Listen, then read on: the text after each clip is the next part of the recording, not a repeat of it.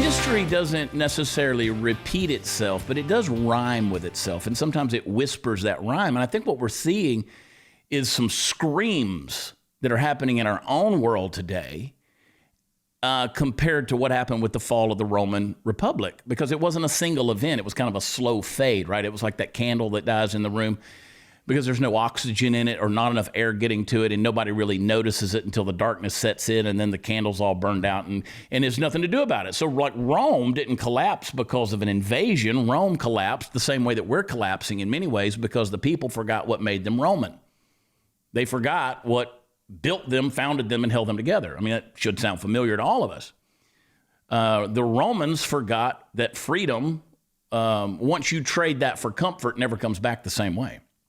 And so, when you think about Rome, I always think about that movie Gladiator, like when they come back into Rome after they're conquering heroes. They've conquered the known world, and the streets are just kind of buzzing with all of the, the people selling and the side attractions, and it's all one big distraction in Rome. You got the gladiators that are in the arena. You got the breads being handed out for free, and these people are cheering louder for entertainment than they are for truth. And all the while, the Senate, the supposed guardians of liberty, are in there arguing about nonsense and consolidating power and making these backroom deals, while the Republic of Rome is slipping through their fingers, and they don't even recognize it because they're so thirsty and covetous of their own power. I mean, I hope some of this is sounding familiar to you right now. It should, because every empire, every great nation, every self-proclaimed beacon of freedom eventually is going to face that same temptation, where you get comfort over conviction and pleasure over purpose. So that's kind of where we are in America right now. And everybody's at each other's throats. And the Roman people, they didn't lose their republic because Caesar was too powerful. They lost it because the people wanted someone like Caesar.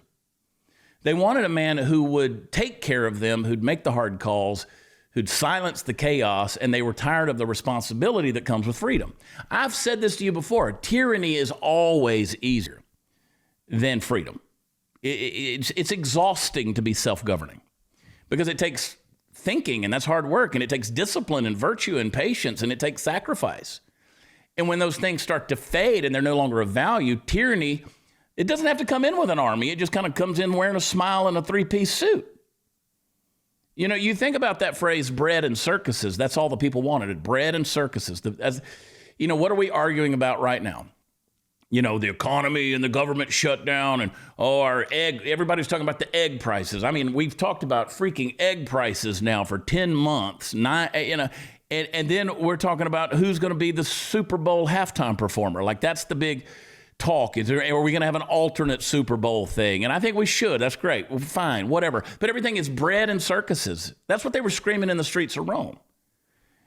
Give us food, give us a show, give us a distraction, and keep us entertained, keep us fed, and we'll stop asking questions. We'll stop holding the leaders accountable. We'll stop caring about truth. And that right there, this is what I was thinking about at 4 o'clock in the morning.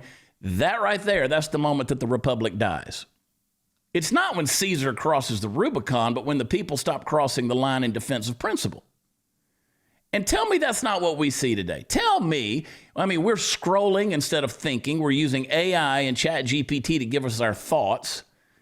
We post instead of pray. We debate about celebrities and trends while the soul of a nation's eroding away, one little compromise at a time. See, our Senate isn't marble, but it's still full of men and women who have forgotten what integrity sounds like.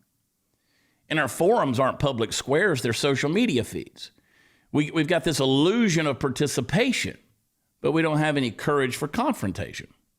So Rome's collapse didn't come from external enemies, is what I'm trying to tell you. It came from internal rot, from moral decay disguised as progress, and from a bunch of division that was dressed up as diversity. And they told themselves they were evolving, they were modernizing, they were progressing, they were becoming more inclusive. You can't make it up. This is literally what the fall of Rome entailed.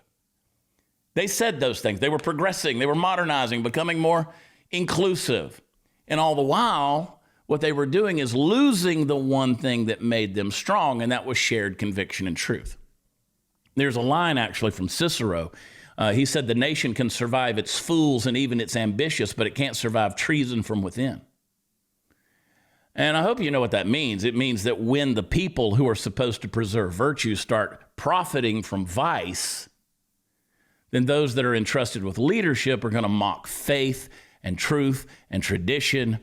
And then it's not an invasion that destroys a nation. It's a betrayal. Like I just read a story. I don't know how true it is or not, but they're about to do this massive pride parade in the middle of the No Kings protest this weekend. Hakeem Jeffries is supposed to be right there in the middle of it. And some are speculating there's going to be some grand coming out of the closet party for him. I don't know if that's true or not. It wouldn't shock me at this point. But it just shows you the decay of a nation if that's actually true. And we don't even have to look at that to see the decay, because the Roman Republic was built on this simple idea, the same as our republic was built, and that is that people rule themselves through reason and virtue. But when reason becomes relative and virtue becomes optional, the system implodes. Because freedom without morality becomes chaos, and chaos always begs for control. I've said too much already. I don't even know if you're still with me. Is anybody watching this thing? But see, when that happens, that's when Caesar steps in. That's when empires are born from the ashes of self-governance. Governance. So here's that thought. Maybe America isn't falling like Rome did. Maybe we're already Rome, already in the late chapters, already handing out the digital bread and hosting the endless circuses, numbing ourselves to truth. But, maybe the fall isn't coming. Maybe it's actually happening right now in real time while we binge scroll and argue and bitch. There's always hope, though, because history doesn't have to be destiny. History doesn't have to be destiny, by the way. The Republic was built once, and the ideas still can live in the hearts of those who love truth more than comfort. And freedom doesn't survive on autopilot. It survives when ordinary people remember they were made for something greater than ease. So let's rebuild a nation.